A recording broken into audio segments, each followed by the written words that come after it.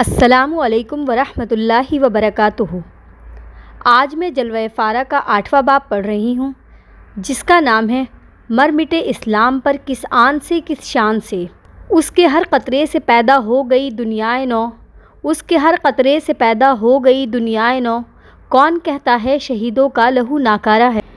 بسم اللہ الرحمن الرحیم۔ اللہ نے سچ کر دکھایا اپنے رسول کو خواب، جو یوں ہی نہیں، تم ضرور داخل ہوگے مسجد حرام میں اگر اللہ نے چاہا، اپنے سر منڈائے اور بال کتروائے، اور اس وقت تم مامون ہوگے، کوئی خطرہ نہ ہوگا۔ رسول خدا صلی اللہ علیہ وسلم نے جو خواب دیکھا تھا، وقت آ گیا کہ وہ خواب پورا ہو۔ قریش سے معاہدہ ہوا تھا کہ مسلمان آئندہ سال آئیں گے، وہ آئندہ سال کعبے کی زیارت کریں گے۔ اب سال پورا ہو چکا تھا۔ آپ صلی اللہ علیہ وسلم نے اعلان کرا دیا، جو لوگ صلح حدیبیہ میں شریک تھے عمرے قضا کی تیاری کریں۔ مسلمان اس ساعت کے انتظار میں تھے، وہ تو سال بھر سے انتظار کی گھڑیاں گن رہے تھے۔ وہ شوق کے پروں سے اڑتے ہوئے آئے، جس کعبے کے لیے وہ ترس رہے تھے، جس کی زیارت سے وہ محروم تھے، اب اس کی زیارت سے ان کی آنکھیں ٹھنڈی ہوں گی۔ اس تصور سے ان کے دل بلیوں اچھل رہے تھے۔ ہجرت کا 7واں سال تھا، مسلمان عمرے کے لیے تیار ہو گئے، وہ مکہ کی طرف چل پڑے۔ اس بار کچھ اور مسلمان بھی ساتھ ہو گئے۔ اگلے سال ان کی تعداد 1400 تھی، اس وقت وہ 2000 تھے۔ آپ صلی اللہ علیہ وسلم نے 100 شہسواروں کا انتخاب کیا، انہیں ہتھیاروں سے مسلح کیا۔ محمد بن مسلمہ کو کمانڈر بنایا اور انہیں آگے بھیج دیا کہ کہیں دشمن دھوکہ نہ دیں، اچانک حملہ نہ کر دیں۔ آپ صلی اللہ علیہ وسلم نے انہیں تاکید کی کہ حرم مکہ میں داخل نہ ہوں گے، کسی قریبی وادی میں ٹھہر جائیں گے۔ رہے بقیہ مسلمان تو وہ خالی ہاتھ تھے، ان کے پاس بس سفری ہتھیار تھے، یعنی نیام پوش تلواریں۔ آپ صلی اللہ علیہ وسلم اپنی اونٹنی پر سوار تھے، قافلے کے آگے آگے چل رہے تھے۔ آپ صلی اللہ علیہ وسلم سے آگے ناجیہ بن جذب تھے، یہ قربانی کے اونٹ سے جا رہے تھے، یہ کل 60 اونٹ تھے۔ محمد بن مسلمہ مرل زہران پہنچے، وہاں کچھ قریش سے ملاقات ہو گئی۔ ان لوگوں نے پوچھا، آپ صلی اللہ علیہ وسلم کہاں ہیں؟ ابن مسلمہ نے کہا، خدا نے چاہا تو کل صبح آ جائیں گے۔ قریش نے شہسواروں کو یہ دستہ دیکھا تو گھبرا گئے، وہ بڑھ کر مکے گئے اور قریش کو صورتحال بتائی۔ انہوں نے کہا، محمد صلی اللہ علیہ وسلم آ رہے ہیں، وہ جنگی تیاریوں کے ساتھ ہیں۔ یہ سن کر قریش کے ہوش اڑ گئے۔ انہوں نے ایک وفد تیار کیا، مکرز بن حفص کو امیر وفد بنایا اور بھیج دیا کہ آپ صلی اللہ علیہ وسلم سے پوچھے، یہ عہد کی خلاف ورزی کیوں؟ قریش سے جو معاہدہ ہوا تھا اس معاہدے کی بے حرمتی کیوں؟ قریش کا وفد آ کر ملا۔ مکرز نے پوچھا، محمد صاحب، آپ کا بچپن بھی شاندار، جوانی بھی تابدار، آج تک تو آپ صلی اللہ علیہ وسلم نے دھوکہ دیا نہیں، پھر یہ کیا ہوا؟ آپ صلی اللہ علیہ وسلم حرم میں اسلحے کے ساتھ داخل ہو رہے ہیں، حالانکہ طے ہوا تھا صرف سفری ہتھیار ساتھ رہے گا، بس تلواریں ہوں گی، وہ بھی نیام میں۔ آپ صلی اللہ علیہ وسلم نے فرمایا، اطمینان رکھو، حرم میں ہتھیار نہیں جائیں گے۔ مکرز نے کہا، ٹھیک ہے، ہمیں اطمینان ہے، ہم نے تو ہمیشہ آپ صلی اللہ علیہ وسلم کو صلح پسند اور عہد کا پابند پایا ہے۔ مکرز اور اس کے ساتھی لوٹ کر مکے گئے، قریش کو اطمینان دلایا کہ آپ صلی اللہ علیہ وسلم اپنے عہد پر قائم ہیں، عہد کی خلاف ورزی آپ صلی اللہ علیہ وسلم نہیں کریں گے۔ آپ صلی اللہ علیہ وسلم بس عمرے اور زیارت کے لیے آئیں گے، ہتھیار بھی یہاں نہیں لائیں گے۔ قریش کے بچے بوڑھے سب مکے سے باہر نکل گئے، وہ کہہ رہے تھے، جلد یہاں سے نکل چلو، ہم مسلمانوں کو یہاں داخل ہوتے ہوئے نہ دیکھیں۔ قریش نے مکہ خالی کر دیا، کوئی ایک شخص بھی وہاں نہ رہا۔ انہوں نے چھوٹی چھوٹی پہاڑیوں پر خیمے لگا لیے، وہ ان خیموں میں چلے گئے اور اب مکے کے در و دیوار آپ صلی اللہ علیہ وسلم کے انتظار میں تھے۔ آپ صلی اللہ علیہ وسلم نے ان شہسواروں کو مکہ کے باہر ٹھہرا دیا، مزید 200 مجاہدین کو وہیں روک دیا، جانوروں کو ذی طوا میں ٹھہرا دیا۔ پھر آپ صلی اللہ علیہ وسلم مکے کی طرف بڑھے، جانثاروں نے آپ صلی اللہ علیہ وسلم کو حلقے میں لے لیا۔ ابن رواحہ رضی اللہ تعالی عنہ نے قصا کی نکیل تھام لی۔ رسول خدا صلی اللہ علیہ وسلم مکے میں داخل ہو گئے، جہاں سے آپ صلی اللہ علیہ وسلم کو رات میں بھاگنا پڑا تھا، جہاں سے آپ صلی اللہ علیہ وسلم اپنی جان بچا کر بھاگے تھے۔ ساتھ میں صرف آپ صلی اللہ علیہ وسلم کے دوست ابو بکر رضی اللہ تعالی عنہ تھے اور ان کا ایک غلام تھا۔ آج پھر آپ صلی اللہ علیہ وسلم اسی مکے میں داخل ہوئے۔ قریش نے وہ مکہ آپ صلی اللہ علیہ وسلم کے لیے خالی کر دیا، ساتھ میں 2000 جانثار بھی تھے۔ خدایا، کیسی عظمت تھی، تیرے حبیب صلی اللہ علیہ وسلم کی کیا شان تھی۔ آج مکے کے عالیشان عمارتیں اور اونچی اونچی پہاڑیاں حمد و تکبیر کے ترانوں سے گونج رہی تھیں۔ لبیک اللہم لبیک لا شریک لک لبیک ان الحمد و شکر لک، یہ چند کلمات تھے جو بے اختیار زبان مبارک سے ادا ہوئے، پھر 2000 زبانوں پر رواں ہو گئے۔ وہ پوری وارفتگی کے ساتھ انہیں دہراتے رہے۔ قریش کی نگاہیں ٹیلوں اور پہاڑیوں سے جھانک رہی تھیں، وہ نہایت تعجب سے یہ پرشکوہ منظر دیکھ رہی تھیں۔ آپ صلی اللہ علیہ وسلم تلبیہ کہتے رہے، مسلمان بھی تلبیہ کہتے رہے، یہاں تک کہ آپ صلی اللہ علیہ وسلم کعبے آئے، وہاں چادر اوڑھ لی، دایاں بازو اور دایاں شانہ چادر سے باہر تھا۔ آپ صلی اللہ علیہ وسلم نے فرمایا، خدا اس شخص پر مہربان ہو جو آج اپنے قوت کا مظاہرہ کرے۔ ابن رواحہ رضی اللہ تعالی عنہ نے کچھ رجزیہ اشعار کہے جن میں مومنین کی عظمت و بزرگی کی داستانیں تھیں، مشرکین کے خلاف ایک للکار اور ایک دعوت پیکار تھی۔ آپ نے فرمایا، ٹھہرو ابن رواحہ، ٹھہرو، وہ نہیں، یہ کہو، اللہ کے سوا کوئی اللہ نہیں، اس نے اپنا وعدہ پورا کیا، اپنے بندوں کی مدد کی، اپنی فوج کو غالب کیا، تنہا تمام جتھوں کو ہرا دیا۔ اب یہ کلمات ابن رواحہ رضی اللہ تعالی عنہ کی زبان پر رواں ہو گئے۔ تمام مومنین انہیں دہراتے رہے۔ آپ صلی اللہ علیہ وسلم نے حجر اسود کا بوسہ لیا، پھر کعبے کے گرد طواف کیا۔ کبھی آپ صلی اللہ علیہ وسلم تیز چلتے اور کبھی آہستہ چلتے، جب بھی کسی ستون کے پاس پہنچتے اس کا بوسہ لیتے۔ آپ صلی اللہ علیہ وسلم نے 7 طواف کیے، پھر کوہ صفا کی طرف گئے، صفا مروہ کے درمیان 7 سعی کی، پھر مروہ کے قریب کھڑے ہو گئے، وہاں قربانی کے اونٹ آئے۔ آپ صلی اللہ علیہ وسلم نے نحر کرنے کا حکم دیا اور فرمایا، یہی قربان گاہ ہے، ویسے پورا مکہ قربان گاہ ہے۔ پھر سر کے بال منڈائے، مسلمانوں نے بھی اپنے سر منڈائے، عمرے کے سارے مناسک ادا ہو گئے۔ مسلمانوں نے اس کعبے کی زیارت کر لی جس کے لیے وہ ترس رہے تھے، جس کی وہ مدتوں سے آرزومند تھے۔ مہاجرین جس خانہ خدا سے محروم کر دیے گئے تھے، اس میں وہ خوب اٹھے بیٹھے، وہ مکے کی گلی کوچوں میں چلے پھرے، اپنے وہ گھر در بھی جا کر دیکھے جنہیں چھوڑ کر وہ راہ خدا میں نکل پڑے تھے۔ انہوں نے انصار کو بھی وہ ساری جگہیں دکھائیں جہاں ان کی مجلسیں جمتی تھیں، جہاں سے ان کی لطیف و دلکشا یادیں وابستہ تھیں۔ آپ صلی اللہ علیہ وسلم مکے کے کسی گھر میں نہیں ٹھہرے، ابتا میں ایک خیمہ لگا دیا گیا، وہیں آپ صلی اللہ علیہ وسلم نے آرام فرمایا۔ اس طرح پہلا دن گزر گیا۔ پھر دوسرے دن بیت اللہ تشریف لائے، وہاں بیٹھ گئے۔ ارد گرد آپ صلی اللہ علیہ وسلم کے ساتھی تھے۔ نہایت نورانی اور پرکیف مجلس تھی۔ خدا تعالیٰ کی عظمت و جلال کے چرچے تھے، اس کے بے پایا احسانات کے تذکرے تھے۔ ظہر کا وقت ہوا تو بلال رضی اللہ تعالی عنہ کعبے کی چھت پر چڑھ گئے اور ظہر کی اذان دی۔ آواز بہت ہی شیریں اور پرشکوہ تھی۔ مکے کی فضائیں گونج اٹھیں، وہ پاٹدار آواز سے للکار رہے تھے، اللہ اکبر، اللہ اکبر۔ آپ صلی اللہ علیہ وسلم نے 2000 جانثاروں کے ساتھ نماز ادا کی، جبکہ 7 سال پہلے وہاں تنہا نماز پڑھنا دوبھر تھا۔ عین حالت نماز میں آپ صلی اللہ علیہ وسلم کو ستایا جاتا، کیسی کیسی اذیتیں پہنچائی جاتی۔ پھر آپ صلی اللہ علیہ وسلم نے کچھ ساتھیوں کو بھیج دیا کہ جا کر ان لوگوں کو بھیج دیں جو ابھی کعبے کی زیارت نہیں کر سکے تھے، تاکہ وہ بھی آ کر اپنی پیاس بجھا لیں، اس چشمہ سعادت سے سیراب ہو لیں۔ قریش اپنے خیموں سے جھانکتے رہے، ٹیلوں اور پہاڑیوں سے یہ مناظر دیکھتے رہے۔ وہ مسلمانوں کی ایک ایک ادا دیکھتے رہے، ان کی اداؤں میں کیسی عظمت تھی، کیسا جلال اور دبدبہ تھا، کیسا نور تھا جو ان کے سینوں میں موجزن تھا، کیسا ایمان تھا جو دلوں میں خیمہ زن تھا۔ فرزندان قریش پر ایک سکتے کا عالم تھا، دلوں پر ایک ہیبت طاری تھی۔ مسلمان کعبے کے طواف کر رہے تھے، ان پر کیسی بے خودی طاری تھی، طواف سے کیسی شوکت و عظمت ٹپک رہی تھی۔ انہوں نے یہ مناظر دیکھے اور حسرت سے کہنے لگے، ہم تو سمجھ رہے تھے مسلمان خستہ حال ہیں۔ جب ان کی نگاہوں نے دیکھا بلال رضی اللہ تعالی عنہ کعبے کی چھت پر ہیں اور کانوں نے سنا کہ وہ اذان دے رہے ہیں، تو سینوں پر سانپ لوٹنے لگے۔ سہیل اور اس کے ساتھیوں نے فوراً سر جھکا لیا، چہرے ڈھانپ لیے اور کانوں میں انگلیاں دے لی کہ وہ یہ منظر نہ دیکھ سکیں۔ بلال رضی اللہ تعالی عنہ کی آواز کانوں میں نہ جا سکے۔ ابو جہل کا بیٹا اکرمہ بولا، اللہ نے ابو الحکم کی عزت رکھ لی، انہوں نے یہ فقرے نہیں سنے، انہوں نے یہ مناظر نہیں دیکھے۔ صفوان نے بھی کچھ اسی انداز کی بات کہی اور کچھ لوگوں نے بھی یہی باتیں کہیں، لیکن یہ سب کی کیفیت نہ تھی، سب کے احساسات یکساں نہ تھے۔ بہتوں کے تاثرات اس سے مختلف تھے، بہتوں کے سینے ایمان کے لیے کھل گئے تھے، اب ان کا دل اسلام کی طرف مائل تھے۔ چچا عباس آپ صلی اللہ علیہ وسلم کے پاس آئے، بولے آپ صلی اللہ علیہ وسلم میمونہ سے شادی کر لیں۔ یہ میمونہ رضی اللہ تعالیٰ عنہ حضرت عباس رضی اللہ تعالیٰ عنہ کی سالی تھی۔ ام الفضل ان کی بہن تھی۔ یہ اس وقت اسلام لا چکی تھیں اور لذت ایمان سے سرشار تھیں۔ چچا نے کہا آپ صلی اللہ علیہ وسلم انہیں یہاں نہ چھوڑیں، یہاں سے نکال لے جائیں۔ آپ صلی اللہ علیہ وسلم نے چچا کے خواہش کا احترام کیا، ان کی یہ بات منظور کر لی۔ مسلمانوں کو بس 3 دن ہی ٹھہرنا تھا، وہ 3 دن پورے ہو گئے۔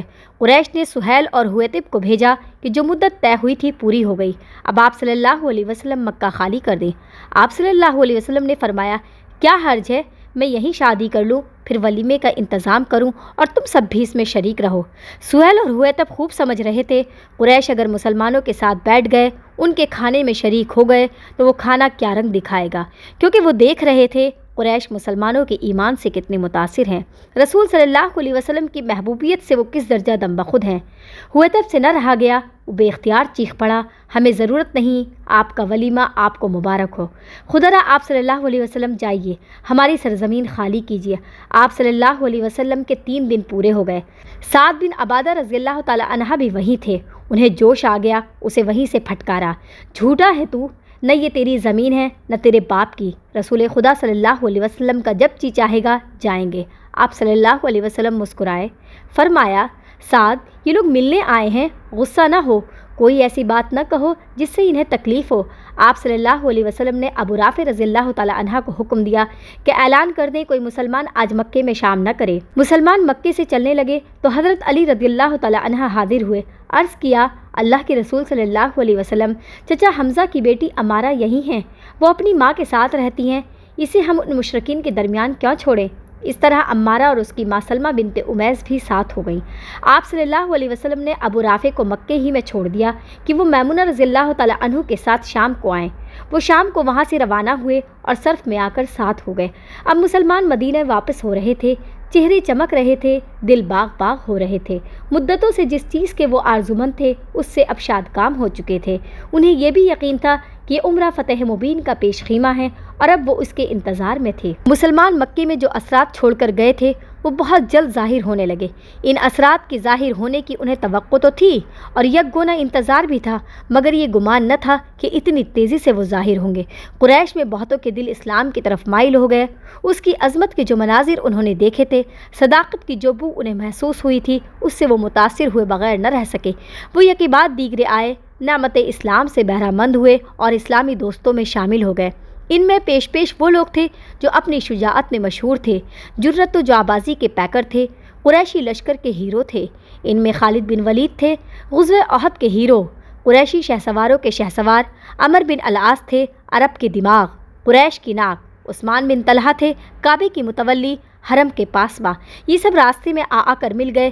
یہ آئے تھے مختلف جگہوں سے، مگر بارگاہ رسالت صلی اللہ علیہ وسلم میں ایک ساتھ حاضر ہوئے، ایک ساتھ اسلام لائے۔ ایک طویل جنگ کے بعد خالد ایمان لے آئے۔ انہوں نے اعلان کیا محمد صلی اللہ علیہ وسلم واقعی نبی ہیں، خدا کے برگزیدہ رسول ہیں۔ آپ صلی اللہ علیہ وسلم جادوگر یا شاعر نہیں ہیں جیسے کہ وہ پہلے کہا کرتے تھے۔ وہ کیا، سارے ہی لوگ کہا کرتے تھے۔ پہلے وہ آپ صلی اللہ علیہ وسلم کے دشمن تھے، قتل کے در پہ تھے، جنگ میں مصروف تھے، مگر آج ان کا سینہ کھل گیا، پورا یقین ہو گیا کہ اسلام ہی سچا دین ہے، اسلام ہی سچا دین ہے، اس کے علاوہ سب باطل ہے۔ خالد ایک جری اور بے باک انسان تھے۔ انہوں نے اپنے ایمان کا اعلان کر دیا، قریش سے کہہ دیا اب میں مسلمان ہوں، اسلام کا علمبردار ہوں۔ انہوں نے کہا یہ بات روشن ہو چکی ہے کہ محمد صلی اللہ علیہ وسلم جادوگر یا شاعر نہیں ہیں، وہ جو کچھ پیش کرتے ہیں خدا کا کلام ہے، رب العالمین کا پیغام ہے، ہوش مند ہے وہ جو ان کی پیروی کرے۔ قریش نے یہ سنا تو جل اٹھے۔ انہوں نے خالد کو برا بھلا کہا، پاگل اور دیوانہ کہا، گمراہ اور بددین کہا، اور جو کچھ منہ میں آیا کہتے رہے۔ ابو سفیان تو قتل کے لیے آمادہ ہو گیا۔ ابو جہل کے بیٹے اکرمہ نے کہا ابو سفیان ٹھہرو ٹھہرو، اتنا کیوں برہم ہو؟ تنہا خالد کی بات نہیں، قریش کے سبھی لوگ اسلام کے گرویدہ ہیں، بخدا یہ سال تو پورا ہونے دو، کوئی ایک بھی نہیں بچے گا، سب اسلام کے دامن میں ہوں گے۔ خالد تنہا تھے، اس فیصلے میں وہ اکیلے تھے۔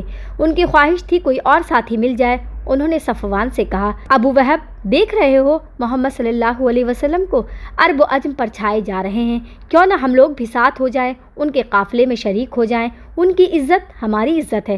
صفوان کے باپ اور بھائی بدر میں مارے گئے تھے، وہ جوش عداوت سے سرشار تھا۔ اس نے کہا، ناممکن ہے، ناممکن ہے، ساری دنیا اسے مان لے تب بھی میں نہیں مانوں گا۔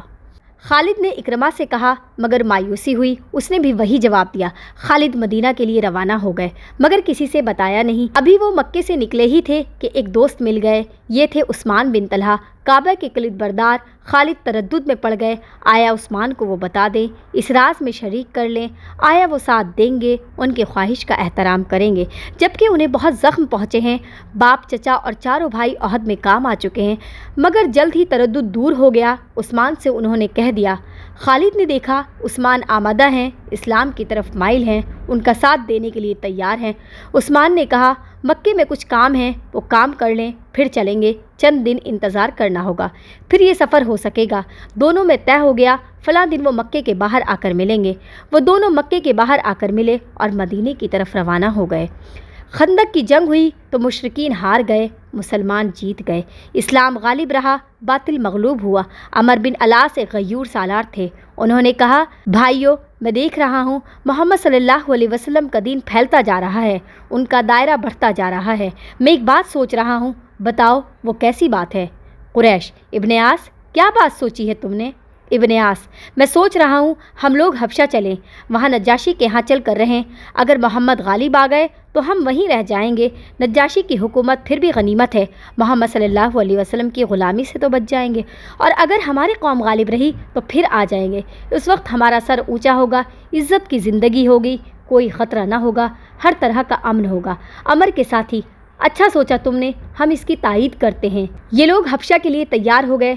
نجاشی کے لیے بہت سی کھالیں بھی لے لی، کھالوں کا تحفہ اسے بہت مرغوب تھا۔ نجاشی نے ان لوگوں کا خیر مقدم کیا، ان کا تحفہ قبول کر لیا، یہ لوگ وہاں آرام سے رہتے رہے۔ آپ صلی اللہ علیہ وسلم نے نجاشی کے پاس 2 خطوط لکھے۔ عمر بن امیہ آپ صلی اللہ علیہ وسلم کے قاصد تھے، نجاشی کے ہاں یہی گئے تھے۔ عمر بن امیہ حبشہ گئے تو عمر بن العاص کی نظر پڑ گئی، وہ سمجھ گئے یہ قاصد بن کر آئے ہیں۔ وہ نجاشی کے ہاں آیا، عرض کیا، بادشاہ سلامت، آپ کے یہاں ایک قاصد آیا ہے، وہ اس شخص کا قاصد ہے جو ہم سب کا دشمن ہے، اسے میرے حوالے کر دیجئے، میں اسے قتل کر دوں، اس نے ہمارے سرداروں کا صفایا کر دیا ہے۔ نجاشی سمجھ گیا اشارہ عمر بن امیہ کی طرف ہے، اس نے اسے گھورا، پھر ہاتھ اٹھایا اور ایک زوردار تماچا لگایا۔ عمر سمجھا ناک ٹوٹ گئی، پاؤں تلے سے زمین سرک گئی۔ نجاشی کے غصے سے کپکپی طاری ہو گئی، اس نے لرزتی ہوئی آواز سے کہا، زبان بری طرح لڑکھڑا رہی تھی، بادشاہ سلامت، غلطی ہو گئی، اگر میں جانتا یہ بات ناگوار ہوگی تو میں کبھی نہ کہتا۔ بادشاہ نے کہا، اور آنکھوں سے شرارے چھوٹ رہے تھے، ایک بندے صالح جس کے پاس ناموس اکبر حضرت جبرائیل علیہ السلام آتے ہیں، وہی ناموس اکبر جو موسیٰ علیہ السلام اور عیسیٰ علیہ السلام کے پاس آتے تھے، کیا اس کے سفیر کو تمہارے حوالے کر دوں تاکہ تم اسے مار دو؟ نجاشی کسی جوش و خروش کے ساتھ بول رہا تھا، اس کے لہجے میں کیسا عزم و یقین تھا، اس کی باتوں سے کیسی عقیدت ٹپک رہی تھی۔ عمر بہت متاثر ہوا، اس پر ایک ہیبت سی طاری ہو گئی۔ اس نے کہا، بادشاہ سلامت، کیا سچ مچ ایسا ہے؟ نجاشی، ارے عمر، یقین کرو، بخدا وہ دین حق لے کر آئے ہیں، جلد ہی دیکھ لو گے وہ سب پر غالب ہوں گے، سارے دشمن سرنگوں ہوں گے۔ عمر کے اندر ایک زلزلہ سا آ گیا، اس کی کایا پلٹ گئی، اس کے ذہن کا نقشہ بدل گیا۔ وہ دل جس میں کفر کی گندگی تھی، اب اس میں اسلام کی عظمت تھی، ایمان کی روشنی تھی، حق کی پیاس تھی، ہدایت کی طلب تھی۔ انہوں نے نجاشی سے کہا، لہجے میں بڑا ہی یقین اور اعتماد تھا، کیا آپ صلی اللہ علیہ وسلم ایمان لاتے ہیں، میرے ہاتھ پر بیعت کرتے ہیں؟ نجاشی نے کہا، ہاں۔ نجاشی نے ہاتھ بڑھا دیا، عمر نے بیعت لے لی۔ پھر عمر نجاشی کے دربار سے چلے گئے، وہ اب اسلام لا چکے تھے، مگر ساتھیوں کو خبر نہ تھی۔ وہ انتظار میں رہے کہ کوئی جہاز ملے تو مدینے چلے جائیں۔ بالآخر ایک جہاز مل گیا، وہ اس پر بیٹھے اور جزیرہ عرب پہنچ گئے، وہاں ایک اونٹ خریدا اور مدینے کی طرف روانہ ہو گئے۔ ابھی وہ راستے ہی میں تھے کہ 2 آدمی نظر آئے، یہ دونوں ایک خیمہ لگا رہے تھے، چلتے چلتے تھک گئے تھے، اب آرام کے خواہش مند تھے۔ عمر کچھ آگے بڑھے، دیکھا تو خالد بن ولید اور عثمان بن طلحہ تھے۔ پوچھا، کیا ابو سلیمان، ادھر کہاں؟ خالد، محمد صلی اللہ علیہ وسلم کے یہاں جا رہا ہوں، بخدا راستہ روشن ہے، بات واضح ہے، شک کی گنجائش نہیں، آؤ چلو اسلام قبول کر لیں، آخر کب تک اعراض کریں گے؟ عمر، میری بھی تو یہی نیت ہے، میں بھی اسی لیے نکلا ہوں۔ اس طرح اب یہ 3 ہو گئے۔ راستہ ایک تھا، مقصد ایک تھا، منزل ایک تھی، اور شوق کے پروں سے اڑتے رہے، آگے کی طرف بڑھتے رہے۔ یہ لوگ مدینے کے حدود میں داخل ہوئے۔ کوئی صحابی تھے، انہوں نے دیکھ لیا، سمجھ گئے یہ لوگ کہاں آئے ہیں، مسرت سے سرشار ہو گئے۔ بولے بخدا یہ دونوں آ گئے تو مکہ اپنی نکیل حوالے کر دے گا۔ ان دونوں سے مراد خالد بن ولید اور عمر بن العاص تھے۔ وہ صحابی دوڑے ہوئے مسجد گئے، آپ صلی اللہ علیہ وسلم کو اطلاع دی۔ آپ صلی اللہ علیہ وسلم نے فرمایا مکے نے اپنے جگر پارے تمہیں سونپ دیے۔ مہمانوں کی آمد سے آپ صلی اللہ علیہ وسلم کو بے حد خوشی ہوئی۔ ان لوگوں نے پہلے لباس تبدیل کیے، پھر خدمت میں حاضر ہوئے۔ آپ صلی اللہ علیہ وسلم بڑی خندہ پیشانی سے ملے، چہرہ مبارک گلاب کی طرح کھلا ہوا تھا۔ خالد آگے بڑھے، آپ صلی اللہ علیہ وسلم کو سلام کیا اور کلمہ پڑھا، اشہد ان لا الہ الا اللہ و اشہد ان محمد الرسول اللہ۔ آپ صلی اللہ علیہ وسلم نے فرمایا اللہ کا شکر ہے، اس نے تمہیں ہدایت دی، عقل نے تمہیں روشنی دکھائی، تمہارے فہم و فراست سے یہی توقع تھی۔ خالد نے عرض کیا اللہ کے رسول صلی اللہ علیہ وسلم دعا کیجئے، اب تک میں نے جو جنگیں لڑی ہیں خدا انہیں معاف فرما دے۔ پھر عثمان آگے بڑھے، انہوں نے بیعت کی، پھر عمر نے بیعت کی۔ انہوں نے عرض کیا اللہ کے رسول صلی اللہ علیہ وسلم میری ایک شرط ہے کہ خدا میرے پچھلے گناہ معاف فرما دے۔ آپ صلی اللہ علیہ وسلم نے فرمایا اسلام سے پچھلی ساری خطائیں دھل جاتی ہیں، ہجرت سے سارے قصور معاف ہو جاتے ہیں۔ آپ صلی اللہ علیہ وسلم کی سرگرمیاں اب تیز ہو گئیں۔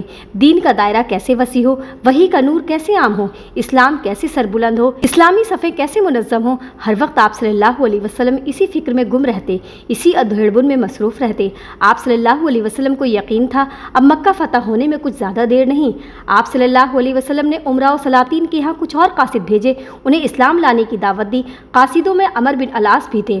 آپ صلی اللہ علیہ وسلم نے مختلف علاقوں میں اسلامی وفود بھیجے، مبلغین اور مجاہدین بھیجے۔ کچھ قبائل تھے جو اسلام دشمنی میں پیش تھے، جن کا کام ہی تھا لوگوں کو اکسانا، جوش دلانا، قبائل کو منظم کرنا، اسلام کے سر پر آرے چلانا، ہر طرف سے یورش کرنا، ہر طرح کی سازش کرنا۔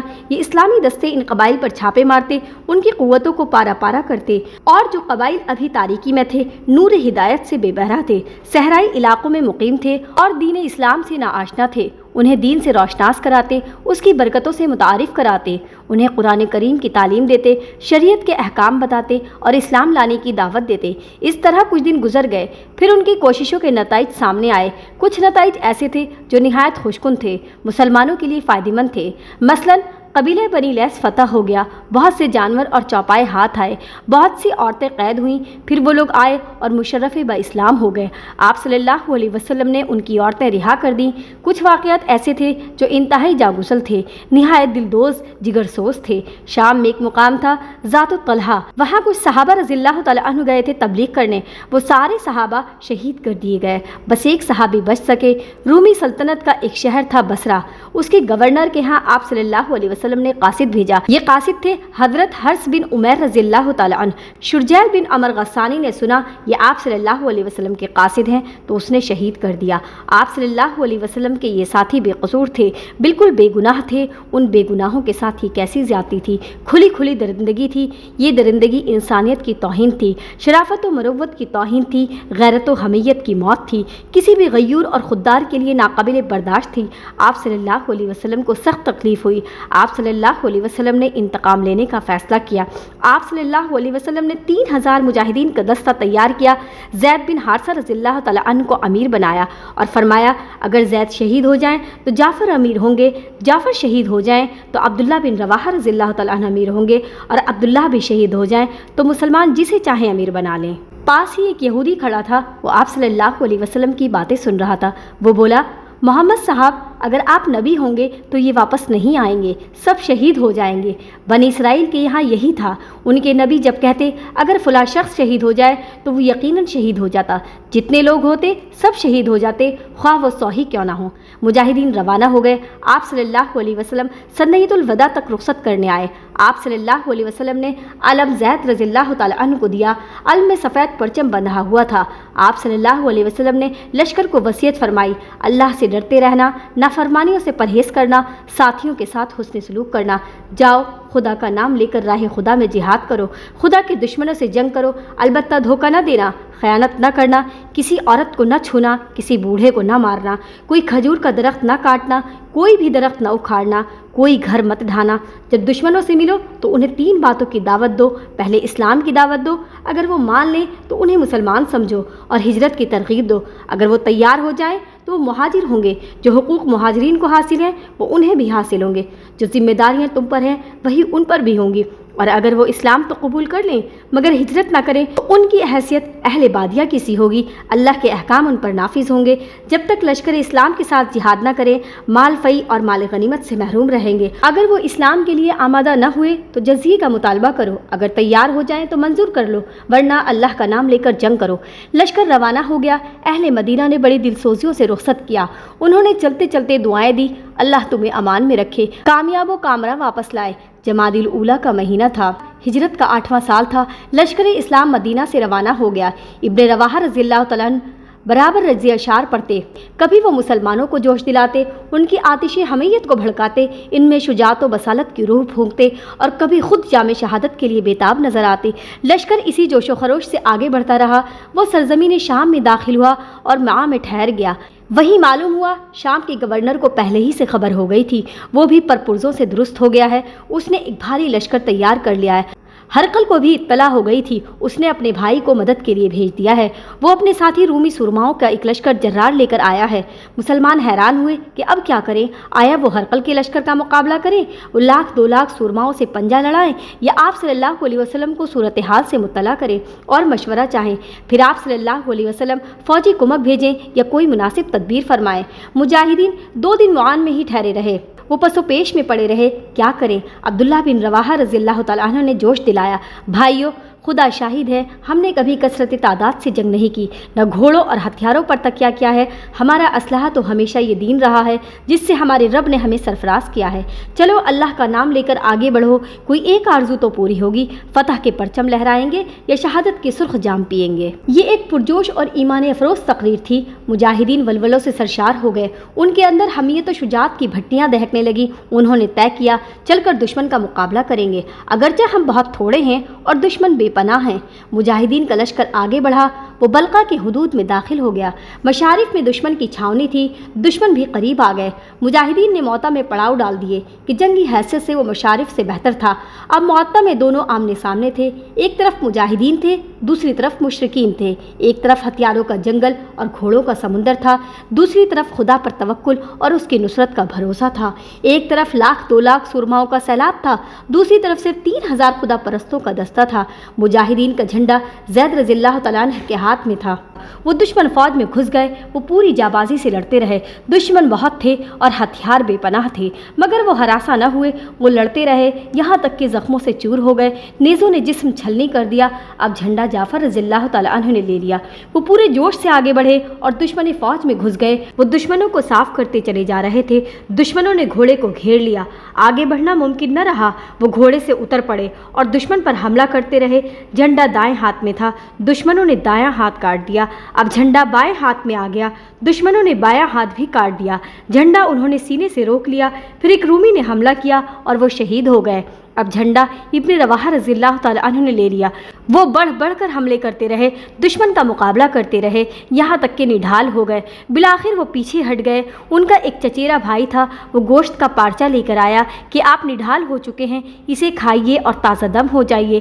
ابن رواحہ رضی اللہ تعالیٰ عنہ نے گوشت ہاتھ میں لے لیا اور ایک ٹکڑا منہ میں رکھ لیا۔ اتنے میں جنگ کا شور سنائی دیا، بڑے گھمسان کی جنگ تھی۔ انہوں نے گوشت پھینک دیا اور چیخے، ارے ابن رواحہ ابھی تم دنیا میں؟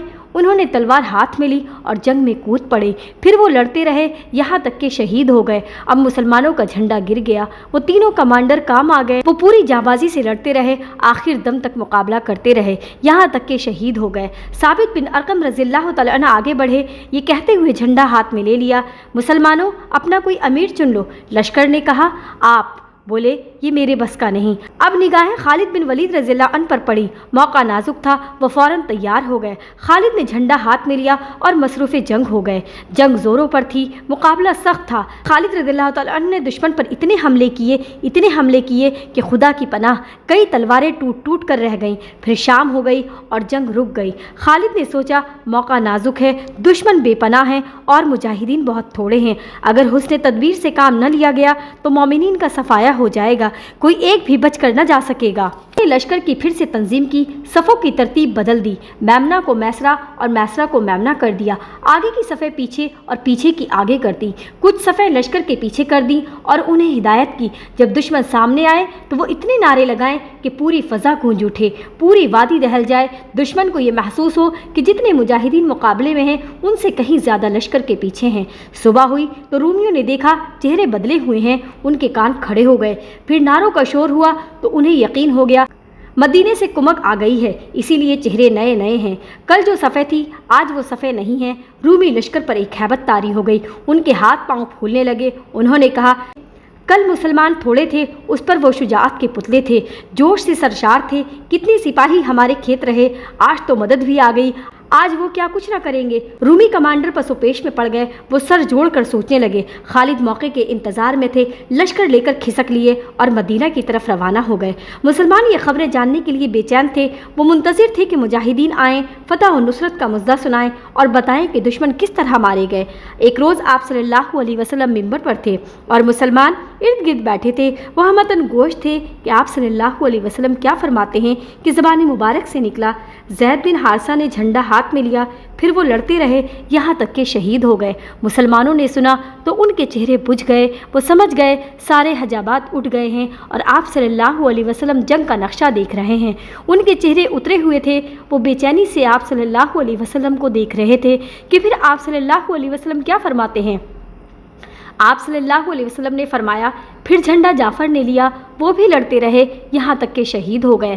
آپ صلی اللہ علیہ وسلم کچھ دیر خاموش رہے، پھر فرمایا جھنڈا عبداللہ بن رواحہ نے لے لیا، وہ بھی لڑتے رہے یہاں تک کہ شہید ہو گئے۔ پھر جھنڈا خدا کی ایک تلوار نے لے لیا، کلیجہ منہ کو آ گئے، ساتھیوں کو یقین ہو گیا کہ لشکر کے جتنے کمانڈر تھے سب شہید ہو گئے۔